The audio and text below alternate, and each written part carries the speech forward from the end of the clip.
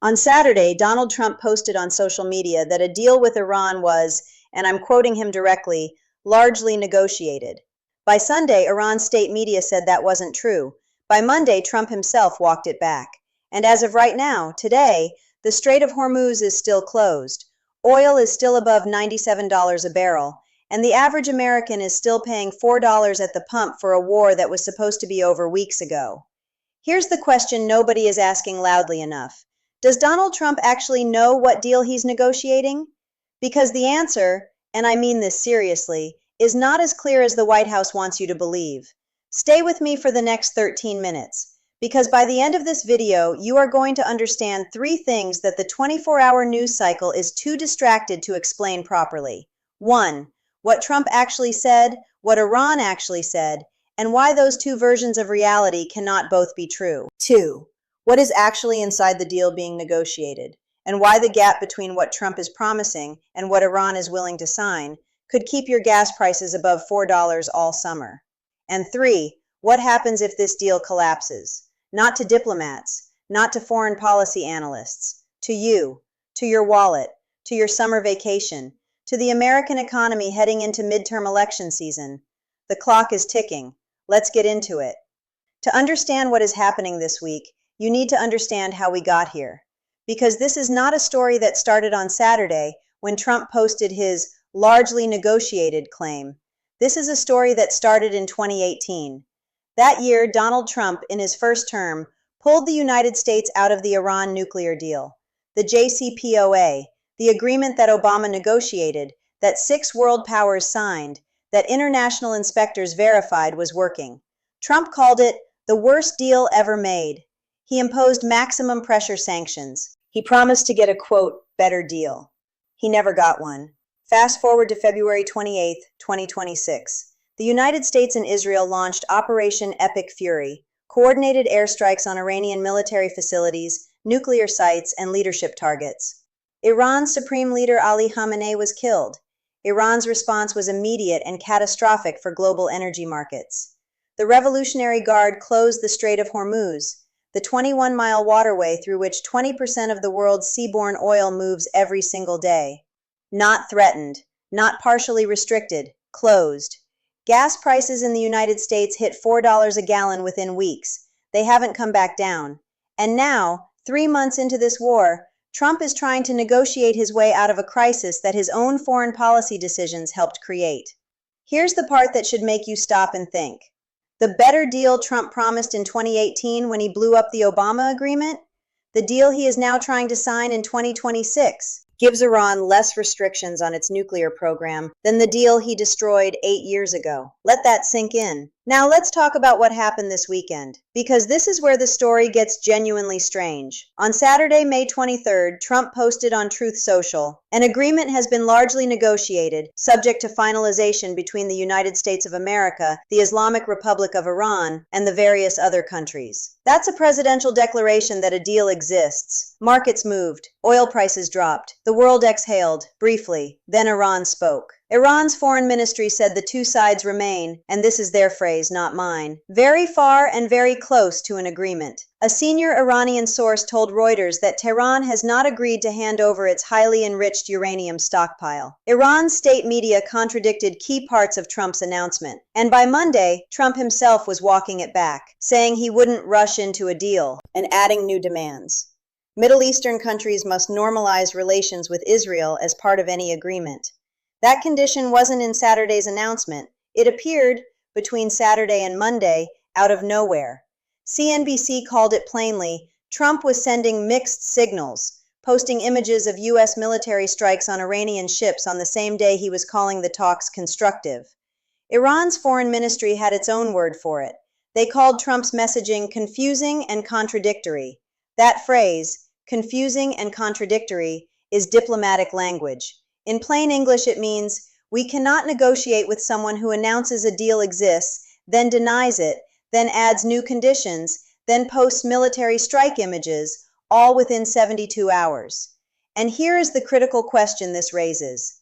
If America's closest allies cannot predict what the president will say next, if Iran's negotiators cannot trust that what is agreed on Monday will still be the position on Tuesday, How do you close a deal? Now let's look at what's actually on the table. Because the distance between what Trump is telling the American public and what the negotiators are actually discussing is significant. According to Axios, citing a U.S. official with direct knowledge, the draft memorandum of understanding involves three things. First, a 60-day ceasefire extension, during which the Strait of Hormuz would reopen and Iran would be allowed to freely sell oil again. Second, Iran would make verbal commitments about suspending uranium enrichment and giving up its stockpile of highly enriched uranium. But these are verbal commitments, not signed, not verified, not enforceable. Third, the U.S. would negotiate over lifting sanctions and unfreezing Iranian assets, but only implement those steps if a final deal is verifiably implemented. Read that structure carefully. What Trump is offering Iran, the possibility of sanction relief, in exchange for verbal promises about nuclear activity during a 60-day window. What Iran is being asked to give up immediately: control of the world's most critical oil choke point. A senior Israeli official said it directly this weekend. The emerging agreement is bad because it signals to the Iranians that they possess a weapon no less effective than a nuclear one, and that is the Strait of Hormuz. Think about what that means. Iran closed a waterway. The global economy screamed. Oil hit $100 a barrel. Americans paid $4 at the pump. And now Iran is being told, open the waterway, and we'll talk about maybe lifting some sanctions. What Iran learned from this war is that the Strait of Hormuz is the most powerful non-nuclear weapon on Earth. And the deal being negotiated does not take that weapon away. It just asks Iran to put it down for 60 days. Now follow the money, because this stops being a foreign policy story the moment you fill your gas tank. Here is where you are right now, today, May 25th, 2026. The average price of a gallon of gas in the United States is $4.06. Before Operation Epic Fury began on February 28th, it was $2.98. That is a $1.08 increase per gallon. If you drive an average American car with a 15-gallon tank, that's $16 more every time you fill up. Fill up twice a month, that's $32.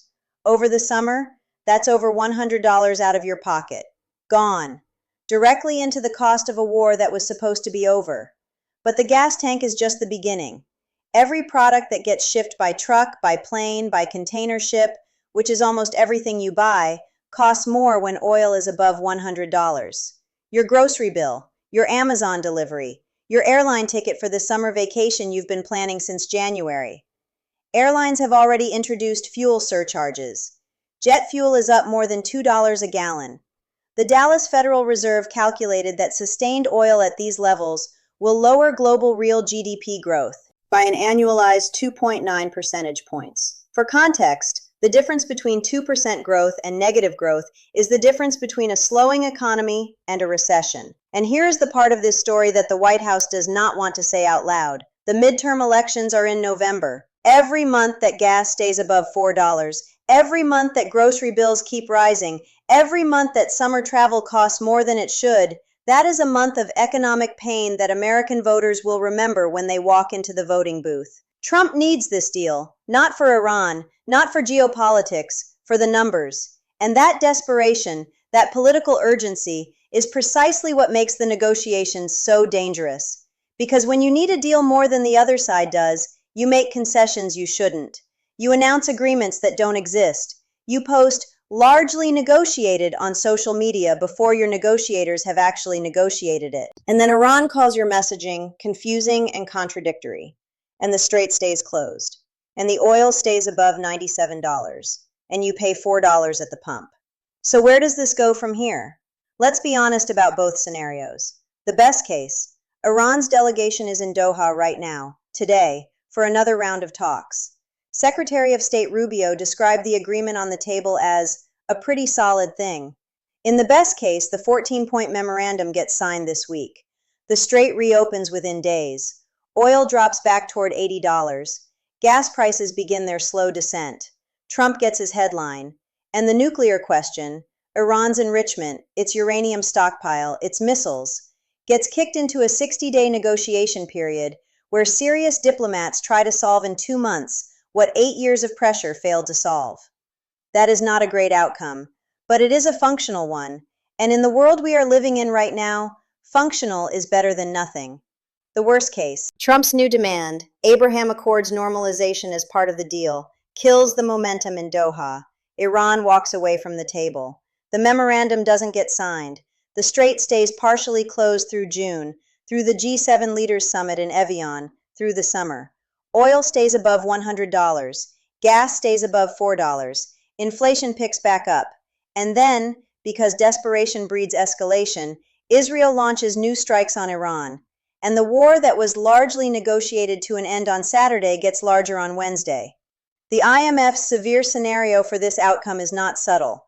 Global growth falling to 2%, inflation exceeding 6% simultaneously, stagflation, the economic condition that destroyed the Carter presidency. That broke the back of European economies in the 1970s. That took a decade to undo. Trump started this war. Trump blew up the deal that was containing Iran in 2018. Trump is now negotiating under conditions of his own making, with a credibility deficit of his own creation, against a country that has learned, from this war, that the Strait of Hormuz is more powerful than any nuclear bomb. The question is not whether a deal gets done. The question is whether the deal that gets done actually solves anything, or just delays the next crisis by 60 days. Here is the deeper truth underneath all of this. Donald Trump has been in the Middle East business for 2 years now. He imposed maximum pressure on Iran. He supported Operation Epic Fury. He promised to end the war quickly. He posted largely negotiated before it was negotiated. And the Strait of Hormuz is still closed. And oil is still above $97. And the deal, after all the pressure, all the military strikes, all the social media announcements, is roughly the same deal that diplomats were working toward before the bombs started falling. The Iran negotiation nobody fully understands, including Trump, is not a negotiation between equals pursuing a shared goal. It is a negotiation between a country that needs a win and a country that has already won by simply staying in the room. You are paying $4 at the pump because of choices made in Washington. The question you should be asking, not as a Trump supporter or a Trump critic, but as someone whose economic life depends on the answer, is this: was it worth it? And more importantly, will the deal that comes out of Doha this week actually be better than the one we had before any of this started? Leave your answer in the comments. I'm Nora Vance. Stay sharp.